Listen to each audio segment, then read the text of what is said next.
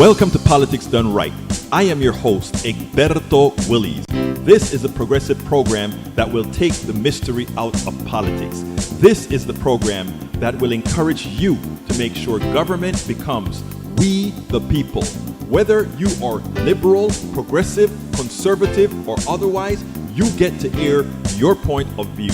We are an independent media outlet that, unlike mainstream media beholden to corporations, we only owe allegiance to you.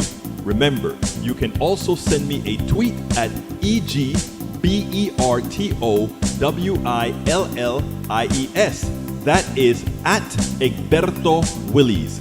Let us engage. It is Politics Done Right.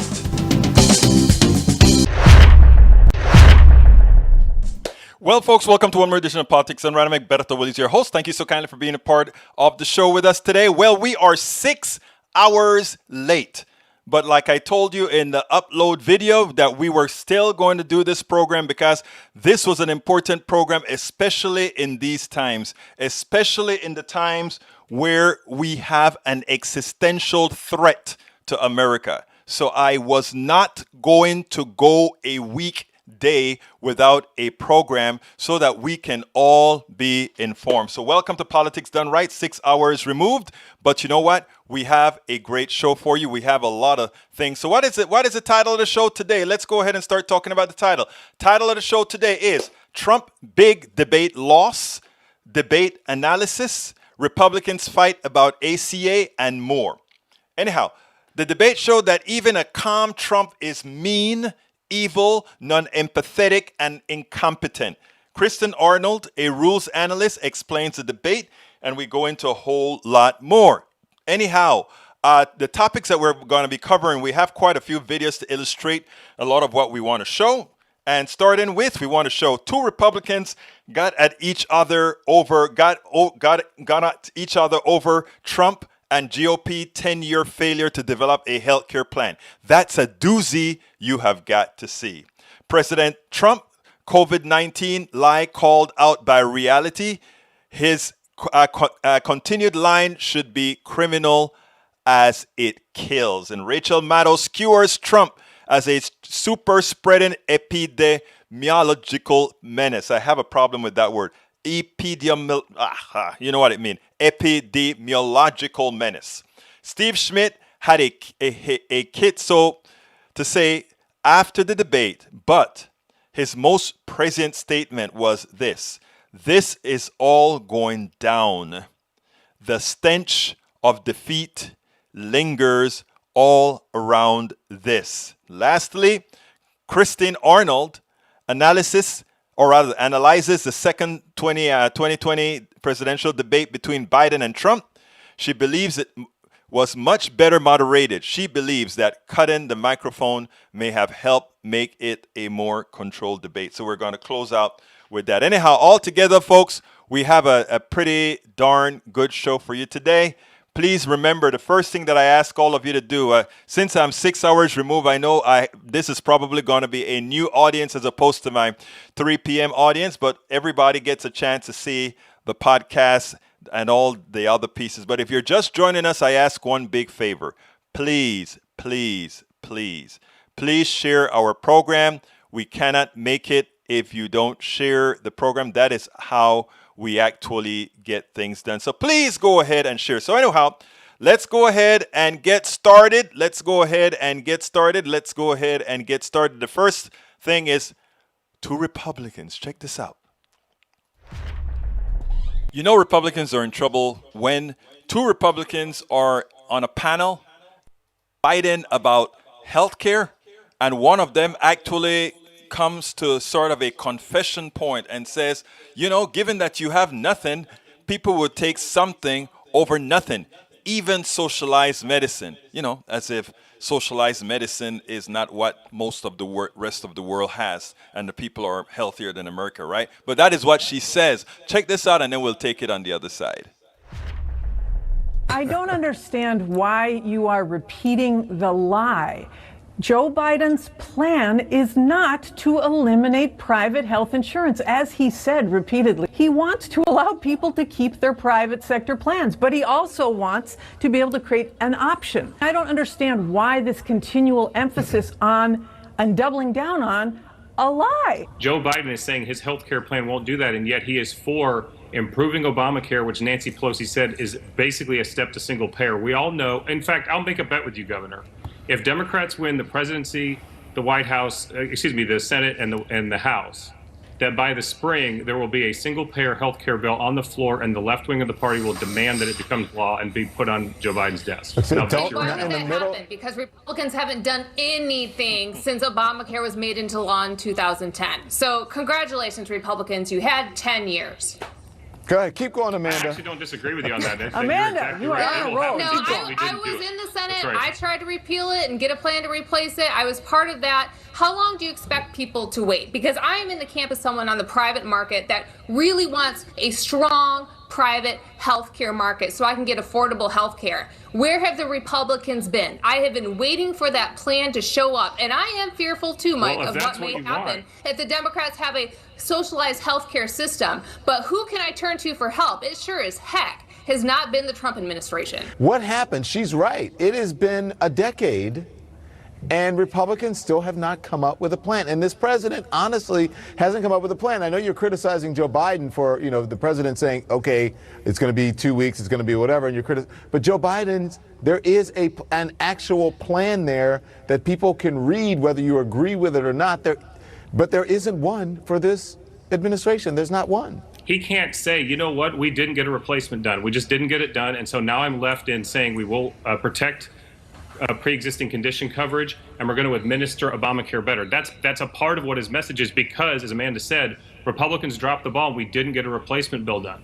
And I think a better message for the president is to talk about what will happen, because to bring voters like Amanda back to the president, all they need to know is they're going to get socialized medicine when the left takes over, and that'll bring them back to the camp. That's what he should be saying in the debate. Yeah, good luck with that. I can't leave my house or send my kids to school because of how he's handled the healthcare system. Jennifer, I got to run. People are so desperate for anything that they'll take a plan over no plan. Now let me get one thing out of the way first, okay? It's not that the Republicans don't want to have a plan. I mean, that's not the problem at all. The problem, it is mathematically impossible for them to come out with a plan that is less expensive than Obamacare, that covers what Obamacare covers. In other words, they cannot effectively come out with a plan that really gives you health care, which means it prevents rescission, which means it prevents you from being thrown off the health care rolls, which means it gives you an affordable deductible, even though even Obamacare deductibles are getting ridiculous. It means it prevents them from denying you coverage because of a pre-existing condition. It means having to have everybody into the system, which means either you have a responsibility clause that says you have to have insurance, or else you pay a penalty, right? And that penalty equal to what insurance would have been, and you still get coverage. The problem is a math problem. The reason why Republicans have not come up with a solution, even though they were in control of the House and Senate many times during the Obama administration, a bill that likely Obama would have signed as an improvement to the Affordable Care Act if they came out with something sensible, is that it's mathematically impossible. The mathematically possible thing that still cost Americans more money was the Affordable Care Act with private insurance, which means you are giving away a lot of money to shareholders and duplicate advertising, fighting for customers, all the monies that if you had a single payer system, all those expenses go away. They are trying to stuff a mathematically impossible thing down your throat because of an ideology, but it's not even because of an ideology. It's because it's a profitable way to take your money away. It's not even, people say, oh, they're ideological. They want to leave things in the private sector. They only want to leave things in the private sector where they can rip you off. But, and I don't have a problem with them having something in the private sector to rip you off if you have the choice of being ripped off. But when it comes to something like healthcare, If they're going to rip you off, you're going to have to allow them to rip you off if you want to stay alive, right? So let's get this straight. And I want all my brothers and sisters on the conservative side, on the side that believe they don't want a single-payer Medicare for all system. The reason the Republicans can't come up with anything, it's that, listen good, listen well, it is mathematically impossible. You can't say the following here, and the formula is actually very simple.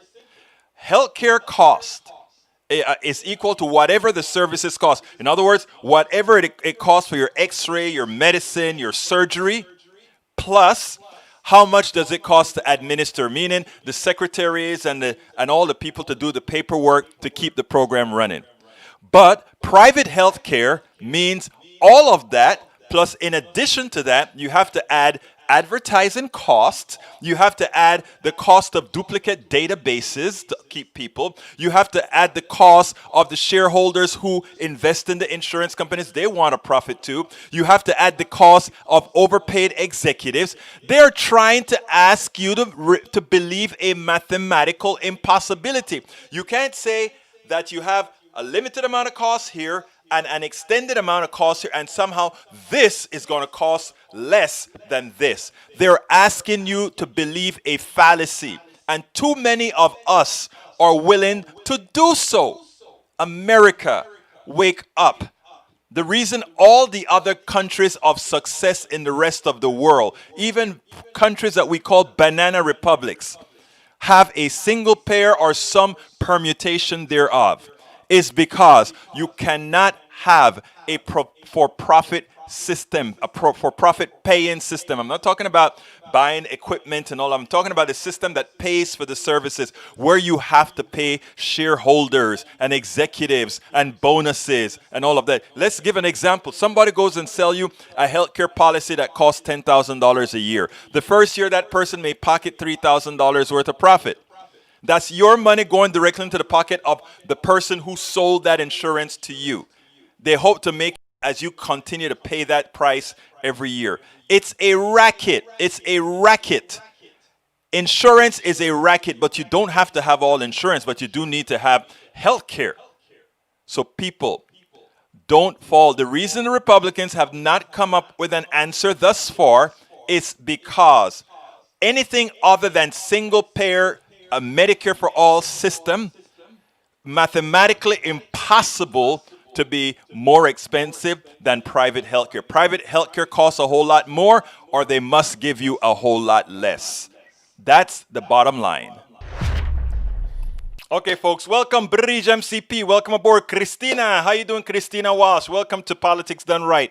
And yes, after that power failure that we had for the 3 o'clock show, I had to do this. I got to get all the podcasts going or whatever. And I figured, maybe if we come at 9 o'clock instead of 3 o'clock, we'll get a new audience as well. But anyhow, new audience. This show is a show that comes on Monday, Tuesday, Wednesday, Thursday, Fridays at 3 p.m. right where you are seeing it right now, whether YouTube, Facebook Live, Facebook Live, Twitch, or Periscope. So please share it, let other people know about it so that we can keep this stuff going.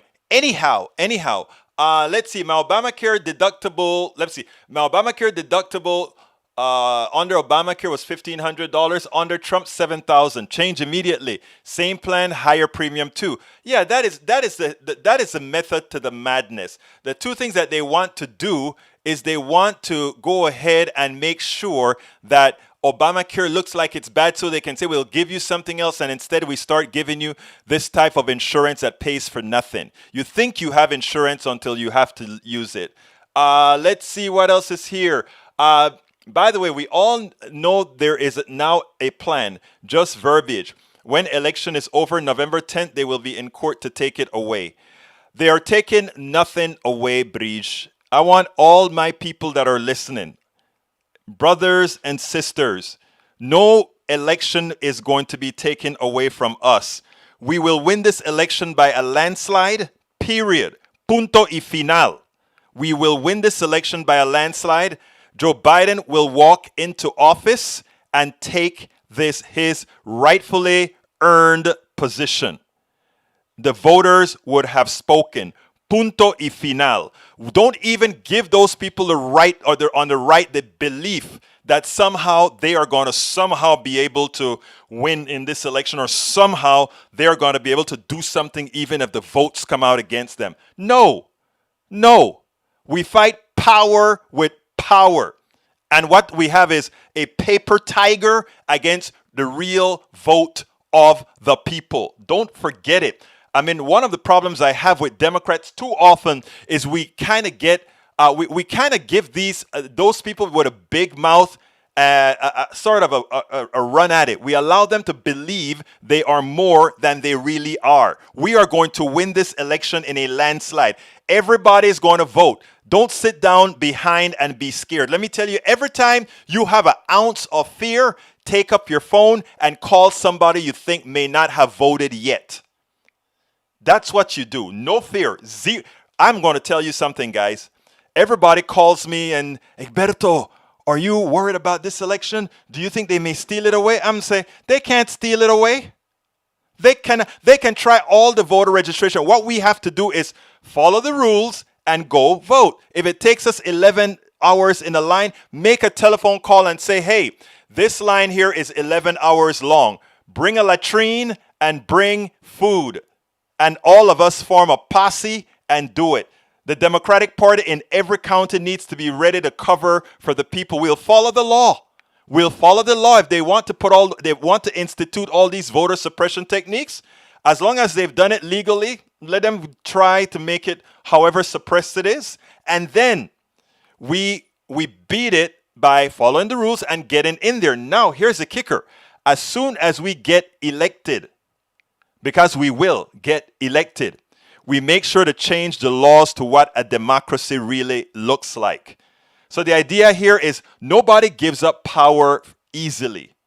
Always remember that. Those in power never give up power easily. You have got to take it from them.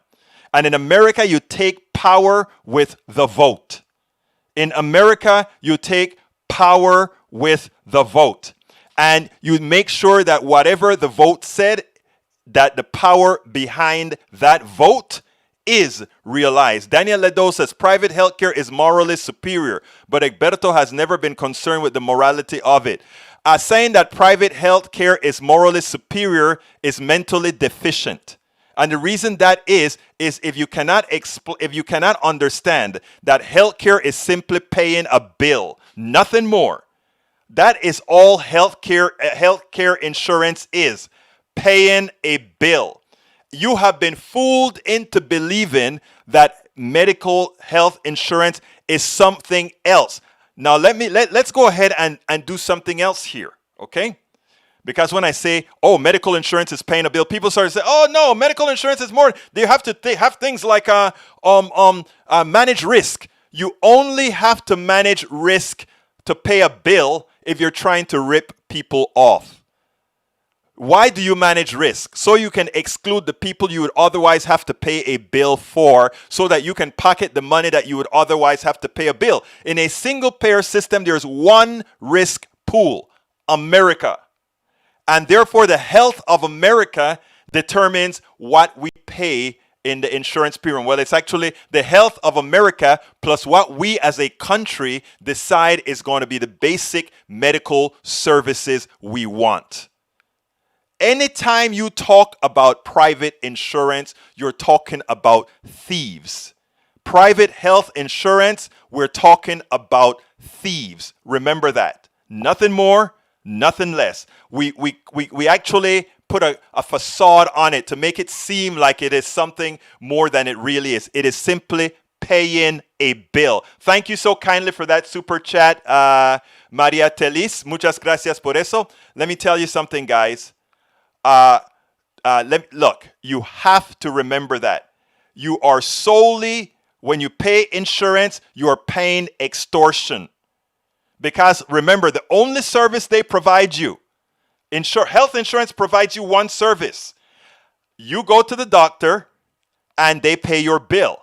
If we have a single payer, you go to a doctor and that single payer pays your bill. And here's the other kicker they try to fool you about. Oh, but we want you to have choice. That is like asking the slave, which master do you want? Do you want this master, or that master? They're all going to whip the skin off of your back. But a single payer says you really have choice. You decide what hospital you want to go to. You decide what doctor you want to go to. But when you have private insurance, they tell you you can go to this set of doctors, or you can use this set of medicines, or you can use which one? Where is the freedom? This is a lie that they try to make you believe. And it's imperative that we start educating ourselves to understand the fraud that health insurance is, my brothers and sisters. We have to start understanding that it is a fraud. Now, Biden is not going to come out and say some of these things, right? Because, it takes a lot of time to convince people of all these other things, right? It takes a lot of people. No, and here's the difference. Daniel Ledosa Egberto is talking about government-controlled healthcare. No, I'm talking about government-controlled health insurance, which means they pay the bill to the doctor, to the hospital, to the medicines you want. The private insurance does not give you that option. Private insurance tells you what drugs you can take. Private insurance tells you what doctor you can see. Private insurance tells you what hospital you can go to. That is health slavery. If you have we the people who simply says, as a community, we pay the bill of each individual healthcare because it's a right, and you choose what doctors you want, that is Medicare for all. But you see, it's not sold that way. So Daniel Ledo, I will understand if you don't understand that in the beginning. But now that you're informed, if you still think otherwise, may I suggest that you really prefer to be run by oligarchs. Okay, I didn't intend this to be that much of a healthcare position, but let's move on to the next subject, because Donald Trump right now is lying his you-know-what off. Okay? And today he was called out on a show, so let's go ahead and play that, and then we'll take it on the other side. You know Republicans are in trouble when two Republicans are on a panel. And the president said about the pandemic, Dr. Patel, he said this, that we are rounding the corner. It's going away. Well, let's listen to what else he had to say. There is a spike. There was a spike in Florida, and it's now gone. There was a very big spike in Texas. It's now gone. There was a very big spike in Arizona. It's now gone. And there are some spikes and surges in other places. They will soon be gone. But, Dr. Patel, he's saying this as we have 39 states with double-digit increases in COVID-19 cases. We had a record high number of daily new coronavirus cases just yesterday, with more than 77,000. And the COVID Tracking Project did a snapshot of this third surge, indicating that it's not that there will be an epicenter like in the first two surges, if you take a look at what they just looked, but it's going to be everywhere. Yeah, that's correct, We can Andrea. show the final map. Yeah, the map is really disheartening, because we're now seeing 60 to 70,000 new cases a day, approximating 1,000 deaths a day. We're going in the wrong direction. States like Texas, by the way, are reopening COVID units. So any improvements that they had made recently are now being reversed in the majority of the country. In Utah, one of the largest hospital centers was closed to trauma because they were so full of COVID cases and other hospitalizations. So, Andrea, simple fact across the United States is it's quite the opposite. We're heading into a much more concerning, not turning the corner or improving. We spend a lot of absolutely so. It's not improving. So as you can see, you simply have a president who lies. A president who lies. He knows that the rates are going up in Texas. He knows that the rates are going up in Florida. He knows that the rates are going up in all these darn red states. In his debate yesterday, he claimed it was blue state governors that was where the problem was. Not true. Actually, the blue state governors have followed the science, and for most of them, the rates are going down. Now the catastrophe is happening elsewhere, as you're going to see. Donald Trump is a super spreader. Every county that he has a rally in, it increases the spread of the virus. He's an assassin. The president is an assassin. Let's check out this on Rachel Maddow, and you'll see what I'm talking about. I love that the president at the debate last night tried to spin the idea that COVID is basically only a blue state problem. The president in the last week has told us that COVID is caused by masks, and he tried to sell us last night that it's caused by blue state governors. Meanwhile, North Dakota has the worst COVID outbreak on earth, and North Idaho has nowhere to put their patients anymore. But the president is cheering on the anti-mask folks there, and the local officials are listening. This was President Trump's visit today to the largest retirement village in America. It's a retirement village, so that means it's all older Americans in this crowd. Let the record show, let history note that this is what the President of the United States did today, on the day the country had more new COVID than any other day thus far in the entire pandemic. That's how he gathered his fellow Americans together today. So close. Get closer. Get close. Anybody wearing a mask in that picture? See. Neck pace of rallies in battleground states during the final days of his re-election campaign, defying public health guidelines as a wave of new coronavirus cases smacks the United States. Trump will stage 6 rallies over the next 3 days in Florida, Ohio, Wisconsin, North Carolina, and New Hampshire as he rushes to make up ground on Democratic nominee Joe Biden. The president is expected to draw thousands of unmasked supporters to each of these rallies, running the risk of seeding new outbreaks as virus cases hit levels unseen since the summer. And now we know surpassing even the worst of the summer. USA Today tonight. Quote, as President Donald Trump jetted across the country holding campaign rallies during the past 2 months, he didn't just defy state orders and federal health guidelines, he left a trail of coronavirus outbreaks in his wake. When U.S. cases started climbing in mid-September, Trump did not alter his campaign schedule, but continued holding an average of 4 rallies a week. He stopped first in Minnesota, where Blue Earth County's coronavirus growth rate was 15% before Trump's rally. It grew to 25% afterwards. 3 days later, the president was in Lackawanna County, Pennsylvania, where the coronavirus growth rate jumped from less than 3% before his visit to more than 7% after his visit. Even in states where cases were already rising, the spikes in at least 4 counties that hosted Trump rallies far surpassed their state's overall growth rates. In 2 of those counties, the growth rate was more than double after the president's visit. In Beltrami County, Minnesota, where the president held his rally in Bemidji, the case count there swelled by 35% compared to the state's 14%.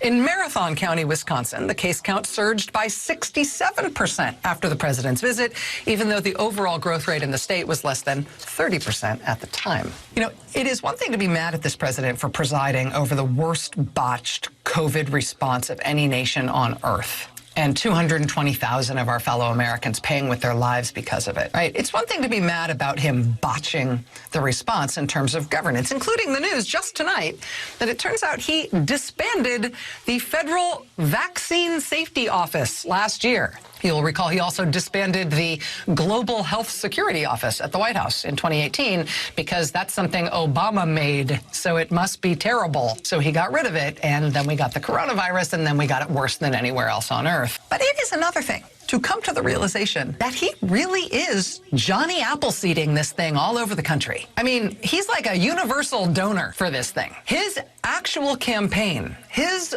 personal ego-feeding desire to do large, in-person, unmasked events, even specifically at events reserved just for old people, even in places where the virus is running rampant and the hospitals are full to bursting. That isn't just, you know, callous or tone deaf. That is one of the things that is driving this epidemic into the stratosphere right now, right as we head into the election. He's an epidemiological menace. I mean, in office, sure, but actually in person is what I mean. He is an epidemiological menace. I call him an assassin. And then Daniel Ledo takes offense to that. No, sir. An assassin is somebody who goes out and targets people. He is targeting his own people to fill them up with the coronavirus, killing much of them as he tries to attain herd immunity on their backs. That is a perfect definition of an assassin. And Daniel Ledo also said, and the reason I speak to what Daniel Ledo says is because the fallacies that he puts out is what a lot of the right wing put out to try to gain people with a false ideology. He says the following: by the way, if the government pays 90% of your income, they own you, i.e. government health care. Egberto wants to play rhetorical tricks to deceive you. Not at all. You know, one of the things I learned, I'm a naturalized American citizen, and what I love about America is that it has an elastic constitution that has grown, has matured, has liberalized, has become progressive. And not only that, its original intent in words, it meant something, right? Even though it couldn't have lived up to it because of all the technicalities and some aberrations within it. The basic premise, we the people of the United States, in order to form a more union. Here's the deal. The government is we the people. The government is we the people. So here's the deal. Daniel Ledo says, by the way, if government pays 90% of your income, then they own you. No, if we the people pays 90% of your income, then I have an allegiance to those people who I work for as a person who is within this society. I am happy to work for my people, the people of my country, the people of society, we the people. You see, the selfishness within the evangelical movement, the selfishness within the ideological right. Me. They own you. No, I serve them. I serve you. We, the people of the United States, if they are the ones that are making things possible for us all, then we us all serve. What did Kennedy say? Don't ask what the country can do for you. Ask what you can do. Those are our values. This individualistic menace isn't. So Daniel Ledo once again proves how wrong he is and how un-American his true beliefs are. That is a statement of fact. That is a statement of fact. I'm so sorry to hear what the duck that quacks, that you had to go ahead and do that for assistance, brother. That is what we're talking about. We have to make one of the reasons I ask people to come on to my program and tell their stories, right, is because Americans know how to suffer a lot in silence. Americans suffer a lot in silence. And in suffering in silence, a lot of people don't know that a lot of others are going through the things that I am going through too, that you are going through too, that many of us are going through as well. And by not knowing that, we just sit back and do nothing. But if we all knew that most of us had the same issues, the same problems, and all these things around us, we would start demanding out of those we vote. We would not fall for what the plutocracy has taught us, like what the plutocracy has indoctrinated people of the ilk of Daniel Ledo and others on the right. We would actually find some way to get things done. Anyway, folks, this is a little bit past the halfway point of the program where I start asking people to support our program. First of all, if you all know that book that you see on the screen there is the new book that I just wrote. It's called It's Worth It, How to Talk to Your Right-Wing relatives, friends, and neighbors. I ask you so kindly to consider getting that book. I'm putting the link to the book in the feed right now. The link to the book is in the feed right now at Amazon. But if you'd like to get it at our store, if you get it at our store, I'll actually send you an autographed copy. So here is that link. politicsdoneright.com/store. Again, that is politicsdoneright.com/store, where you can get not only our books and our teacups and our t-shirts and things like our, all the things that we have. Please consider going to our store as well. We have a whole lot of little things to help us support the show. You can also join our Patreon, which is at politicsdoneright.com/Patreon. I have a lot more videos to show you, but let me go ahead and get this out of the way, and then I'll be right back there. politicsdoneright.com/Patreon is the way you can support us on Patreon. Or, of course, we always like PayPal's. For those of you who are not on YouTube, first of all, if you're on YouTube, I ask you so kindly to click that join button. Become a member of our Politics Done Right posse. It is very inexpensive. Make a whole lot. Again, you really help us promote the positive message that we really need to get out there, because a lot of people, like I say, suffer in silence because they just don't know. They're indoctrinated by the Fox News of the world. They're even indoctrinated by certain parts of the media that inculcates itself as progressive but really isn't. Those of you that are not on YouTube but would like to become a part of our YouTube posse, please go ahead and go to politicsdoneright.com/YouTube. Again, that is politicsdoneright.com/YouTube. Okay, let's go ahead and continue with the program. I ask you again, go get the book, go join up, click that join button on YouTube, become a member. We really need all the support that we can get. Okay, by the way, let's go ahead now and talk about the debate. Who won the debate? A lot of people, Donald Trump had his people putting out false debate notices. Oh, he won the debate. The scientific debate shows who won, and the scientific debate was clear. It was Biden 53, Donald Trump 39. The makeup of the thing was 31% Democrats, 30% Republicans, and the rest were independent. So it showed a very good balance that looked like the country as far as who won the debate. And that is it on the screen right now. Joe Biden won the debate, and it wasn't even close. And if you take a look at the technicalities within the debate, it was quite obvious that Joe Biden was the winner of the debate. Now, for all those that are scared that somehow, as opposed to, let's say, with Hillary Clinton, where the polls are going. The polls that are coming out continue to be good. They continue to be good. The last Quinnipiac poll, which came out yesterday, showed the race at 51-41. Do I think it's 51-41? I actually think it's better than 51-41. I think that people are so darn scared for how terrible this guy is in handling this epidemic. He's getting a lot of people killed by lying to them, by spreading the disease in every single one of his big rallies that he's having. He's killing people as he goes by. I think it is so self-centeredly evil to be going out there. And you know what hurt me the most of all those pictures that Rachel Maddow showed was to see all those older folks sitting down right next to each other, all of them in order to serve their master, Master Trump. We are going to serve Master Trump. So in order to honor Master Trump, we won't wear masks. And in not wearing masks, we are all, or many of us, probably 4% of us, will be committing suicide. Okay?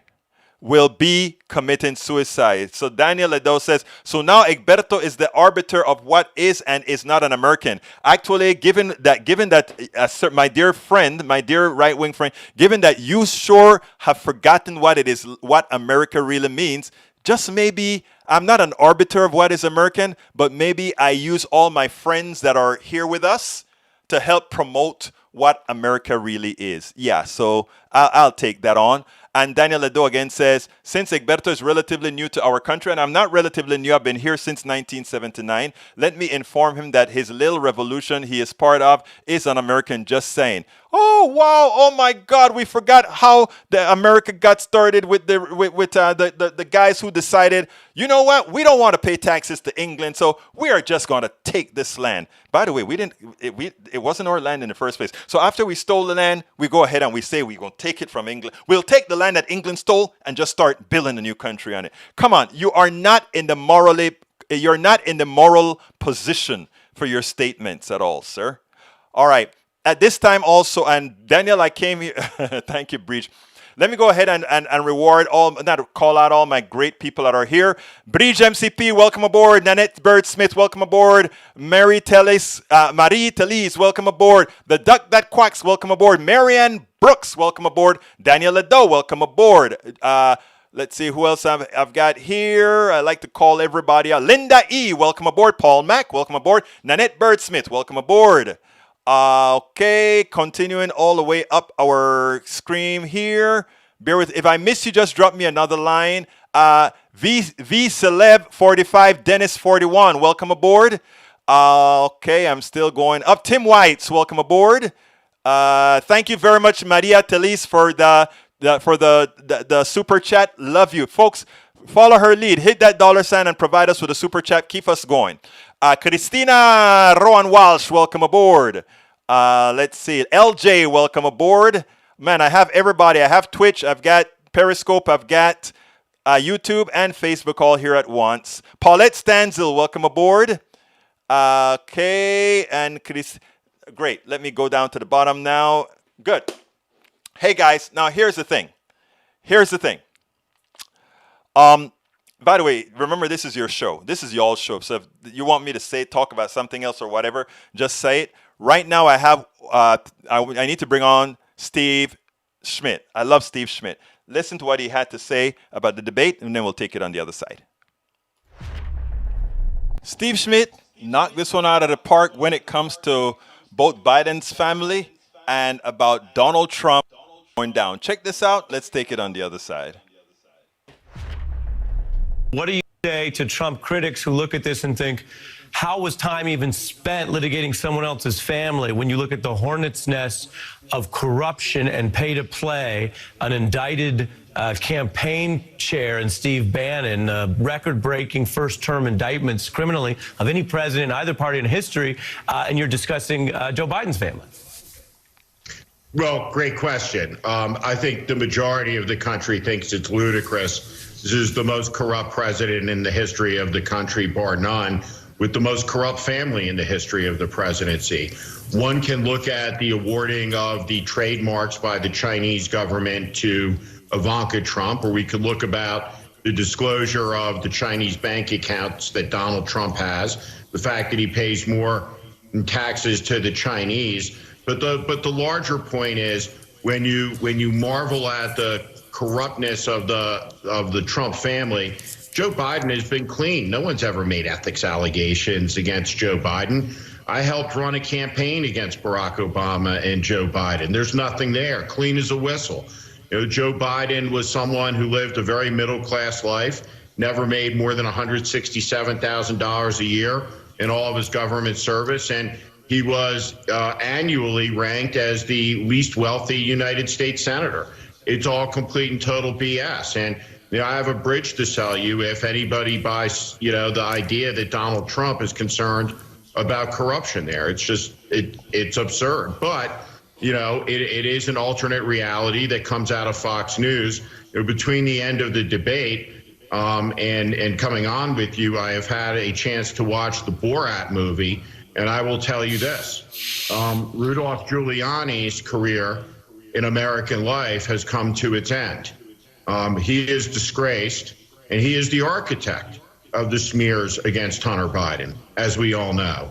And the idea that Rudy Giuliani, and everybody will understand what I'm talking about before very long, is to be taken seriously or credibly, and he shouldn't have been at all for a long time before this moment, but he certainly won't be in the last week of the campaign, which of course will begin with Donald Trump storming out of the 60 Minutes interview. Ari, this is all going down. The poll numbers are collapsing. The stench of defeat lingers all around this. You can look at the sniping, the panic inside Republican Washington as they're on the precipice of losing the Senate majority and the White House because the bill for Trumpism is coming due. And throughout that debate tonight, Joe Biden drew blood and held Donald Trump accountable for his profound incompetency in the discharging of his duties as president of the United States. You can't argue with that. You can't argue with that. The stench of defeat is about to come. But again, as I tell everybody who's listening to this, the stench of defeat can only come if you not take anything for granted. You have to go out there and vote. As you can see from the debate that occurred today, we cannot survive as the America we know America to be with an incompetent president, an evil president like we have today. So the only way that's going to change is for all of you to go out in droves, and vote to save the country. Steve Smith, a Republican, has got it right. And when I say you got to go out and vote to save the country, that's what I mean. You got to go out and vote. And every time you have a fear, because those right-wingers have a tendency to be bold, we are going to win and it's going to be a landslide. Remember the last time? The last time was not nothing special. The last time was all within the margin of errors. We just had the wrong candidate. Here we have a better candidate plus a pandemic, landslide. So anyhow, but you have to go out there and vote. You have to go. And anytime you feel a little bit of fear, every time you feel a little bit of concern, take up your telephone and make a call to somebody you think may not have yet voted and tell them, please go vote. If they say, no, I'm not going to vote, tell them, please, for me, for my health care, to help me, to help people you love, please go out and vote your interest. Vote the way you must. Vote the way you should. And like Marie-Therese just says as well, vote at the state level, vote at the national level, and vote at the local level. In other words, it's not just about president. It's also about all the people underneath. All the people underneath. You have to fill out that entire ballot. And I am going to be partisan here because it is existential at this point in our history. You must go down that ballot, folks, and vote Democratic down the ballot to save the country. Okay? To save the country. To save the country. So if you feel fear at any time, you make sure and call 10 people. Have you voted yet? Go vote. Let's go ahead and talk to Kristin Arnold, who I called up at midnight yesterday, who helped us kind of understand the debate. Not from the technical point, but I mean from the technical part of it. Welcome to another edition of Politics Done Right. I'm Egberto Willis, your host. I'm here once again, like we promised, with no other than Kristin Arnold. Kristin, how are you doing today? I'm good. How are you doing, Egberto? I am doing great. You know, I told you after that next debate that we would be talking again to see if there was any improvement. I read your report and I sat down and I said, you actually seem a tad bit more positive. Well, it's a stark contrast than what we saw a couple of weeks ago. Thank goodness. But I think the moderator had a couple of points going in her favor. So, you know, the whole notion about the microphones being cut off for the first 2 minutes of each presentation. So if you think about it, that's 4 times 6 segments. That's 24 minutes of a 90-minute, which actually this went 96 minutes debate. Okay, so that went in her favor. I think she also started with a plea to both candidates saying, please, she didn't say it twice. She just said, please, let's one person talk at a time. So there is that. There's the fact that both of them were absolutely skewered a couple of weeks ago in the press. So, you know, they needed to play nice. And lastly, you know, there's only 12. Now it's 11 days till the election. And how many people have already voted? 48 million. 48 million. Yes. I've already voted, by the way. I've been doing it since I was 17 and I was in the Coast Guard. So I'm completely familiar with that process. Well, as a rules analyst, as an expert in interpreting these debates, what grade would you give it? So I think she did a B. A nice wow solid B. There's a couple of things that I do have as an issue. You know, the format as prescribed by the commission is 6 segments. Each segment is 15 minutes long. And it was not. Like the first segment was 25 minutes and then the next segment was like 19 minutes and then the next segment was 17 minutes. She threw in immigration in there, which might have something to do with American Families.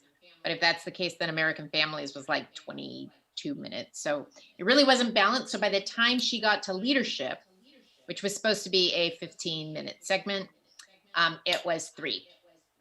Yay! Still went 6 minutes over time. So her timing probably not the greatest, but I think she was good in that she pointed out new information. She tried to keep people focused when people would go off on taxes or corruption or whatever. She's like, here's the topic. Or she would put people on time limits. Like, you have 30 more seconds. Not that people really paid attention to it, but you have 10 more seconds.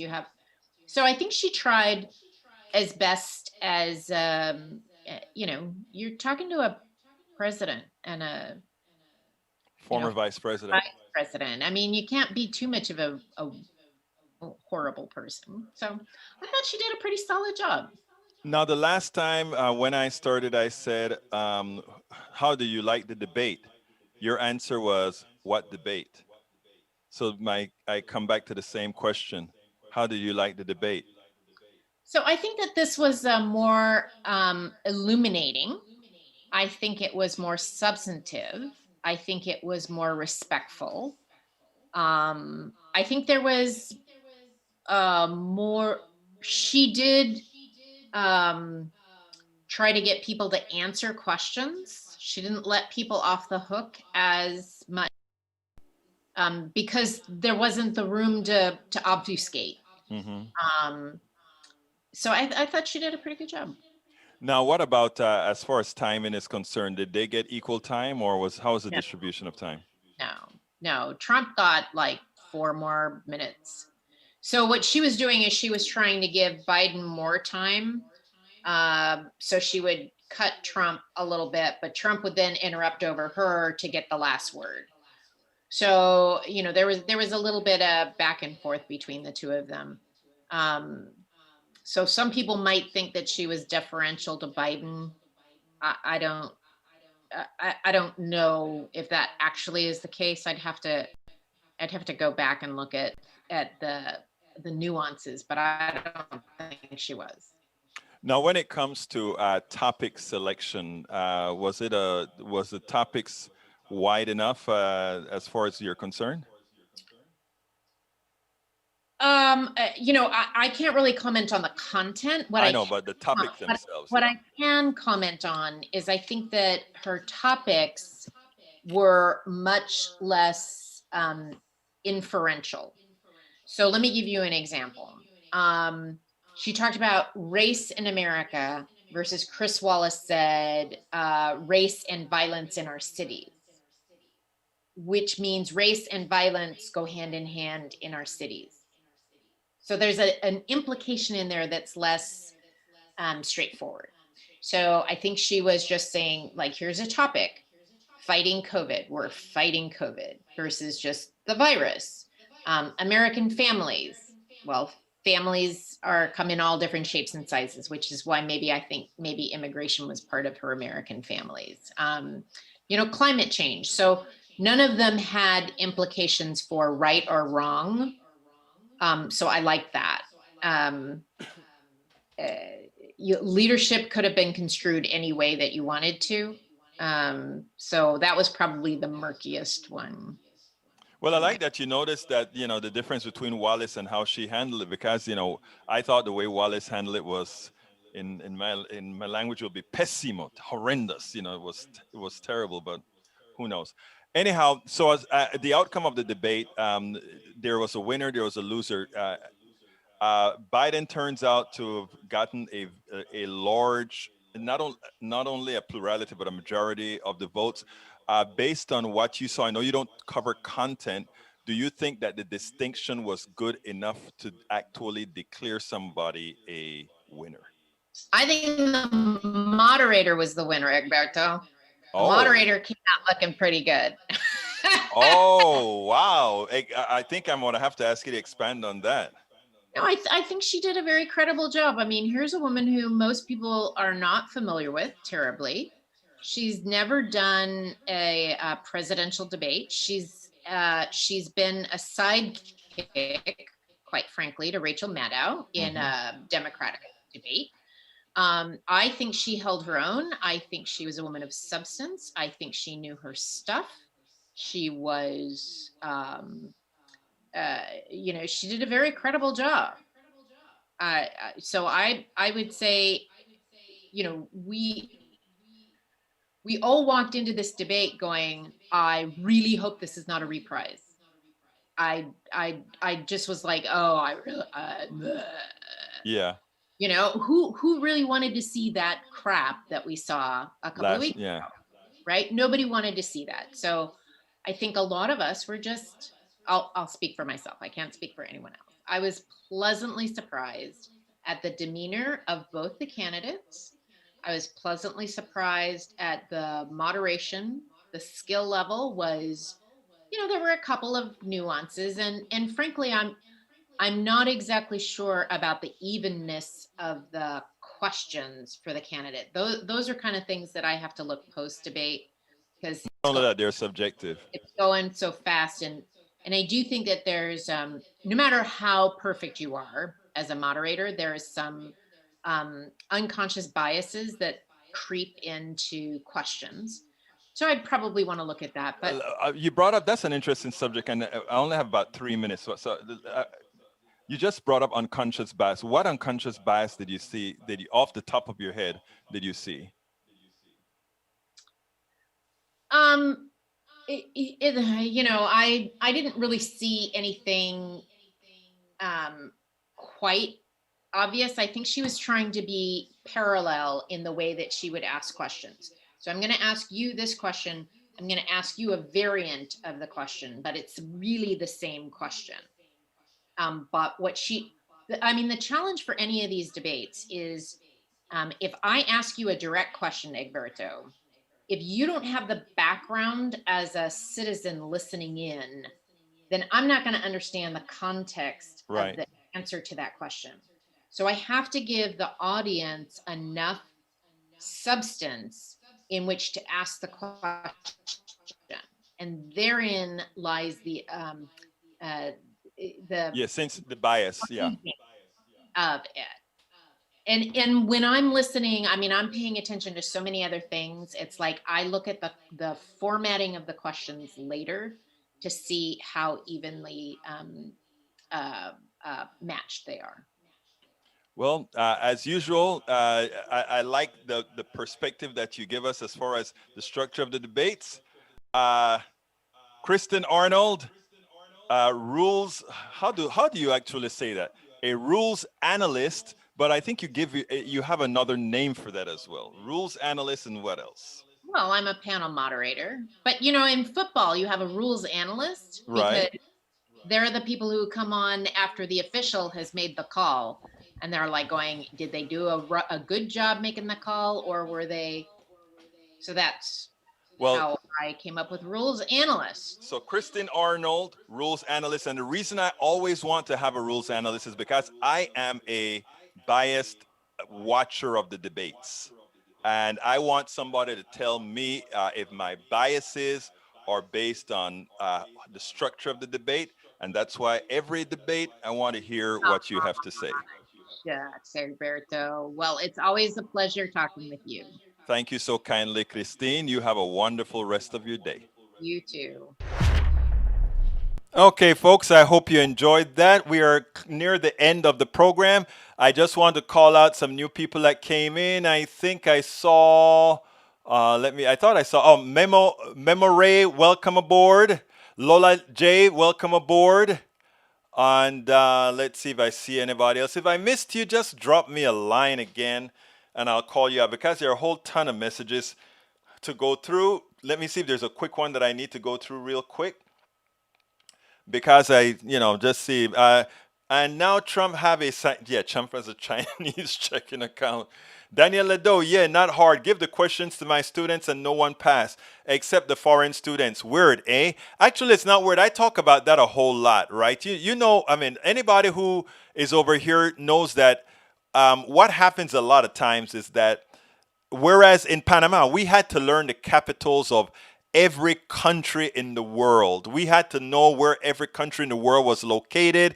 And given that the world is an American-centric world, we had to know every state in the United States, every capital of every state in the United States. So by the time we got here and had to take a test, a naturalization test, we knew all the material. It was like, okay, give us the test.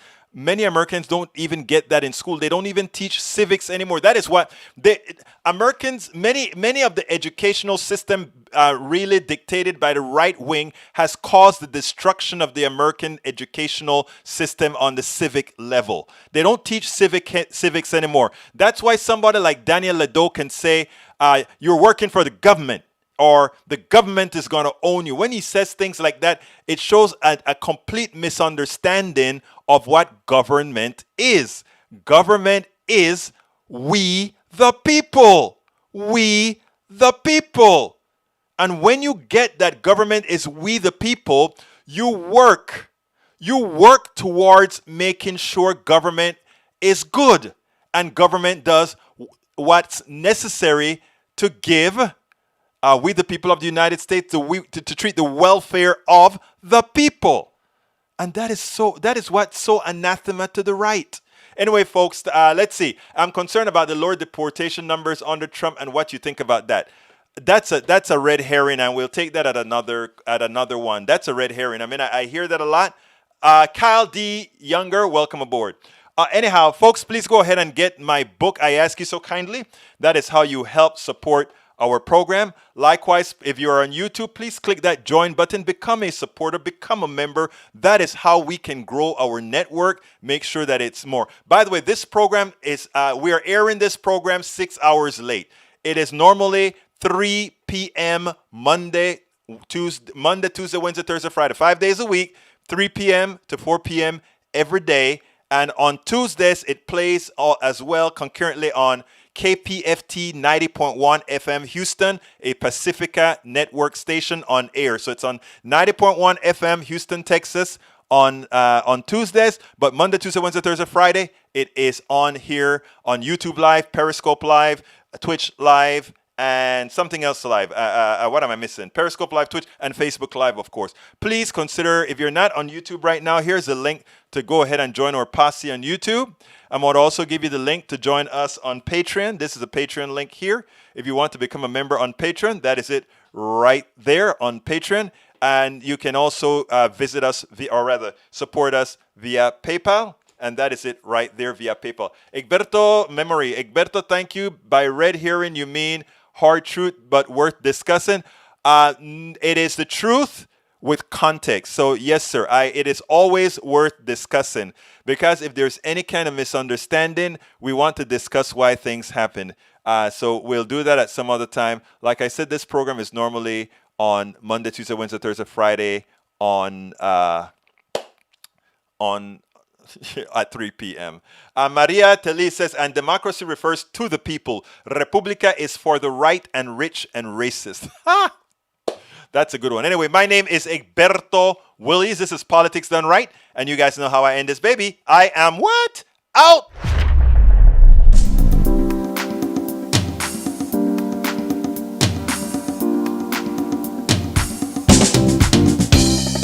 Welcome to Politics Done Right.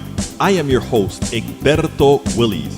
This is a progressive program that will take the mystery out of politics.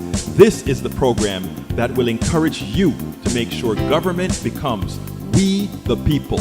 Whether you are liberal, progressive, conservative, or otherwise, you get to air your point of view. We are an independent media outlet that, unlike mainstream media beholden to corporations, we only owe allegiance to you. Remember, you can also send me a tweet at EGBERTOWILLIES. That is at Egberto Willies. Let us engage. It is Politics Done Right.